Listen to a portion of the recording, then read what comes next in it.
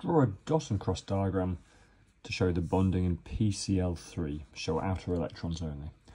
So we've got to draw a diagram of bonding here. Now the first thing with bonding diagrams is to actually be totally certain about the type of bonding involved.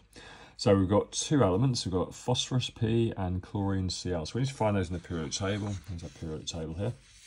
And phosphorus is here and chlorine is here. So these are both, the metal-non-metal dividing line, obviously it goes down here like so.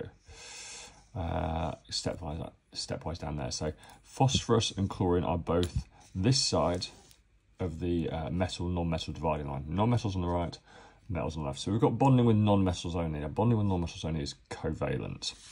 Okay, now the definition of a covalent bond is a shared pair of electrons. So that's what we need to be seeing here, shared pairs of electrons. Now I haven't got the atomic numbers in the question here. I'll probably put them in the book that you see. But if you're not given them, they're always in the periodic table. They're at the bottom. So phosphorus is 15 and chlorine is 17. So I'll just write those down here because I shall make sure they're in the book that you get. Phosphorus 15, chlorine 17. Now it says draw outer electrons only. So the electronic configuration of phosphorus will be 2 on the first shell, 8 on the second, 2 and 8 makes 10. So that leaves 5 on the outer shell. So 5 on the outer shell. So let's draw the outer shell of phosphorus there, 5 electrons. And I'll do those as dots. Doesn't matter, you can do them as crosses if you want. I'm just going to do them as dots right now. There we go. 5 electrons. Chlorine, electronic configuration of that will be 2 on the first shell, 8 on the second, 2 and 8 make 10. That means 7 have to go on the outer shell. So 7 on the outer shell. So chlorine is going to need 1 more electron to fill its outer shell. So it's going to share 1 pair of electrons. Phosphorus needs 3 more electrons in its outer shell. So it's going to share 3 pairs of electrons. The number of electrons they need are the number of electron pairs they must share. So if chlorine needs 1, we're going to have to draw chlorine over 1 of these electrons. There's nothing else it can do really, is there? So we're just going to draw the chlorine outer shell over 1 of those electrons. Now it's got 7 electrons on its outer shell, so let's put those 7 in. The covalent bond is a shared pair, so 1 of the chlorines has to go in the overlap because that's how covalent bonding works at GCSE here.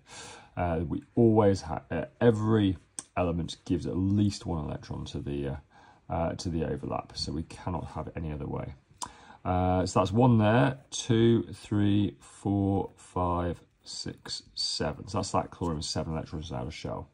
So the phosphorus in the middle has now gone from 5 electrons, 1, 2, 3, 4, 5 to 6. There's the 6th one by sharing 1 pair. So it's going to need to share 2 more pairs to get to 8. So we're going to need 2 more chlorines, and that's why it will be PCl3 because we need 3 chlorines.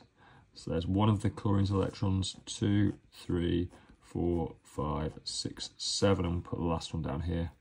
Slightly out of the box, that doesn't matter for the book, but try and, obviously in the exam you need to keep things in the boxes. 1, 2, 3, 4, 5, 6, 7.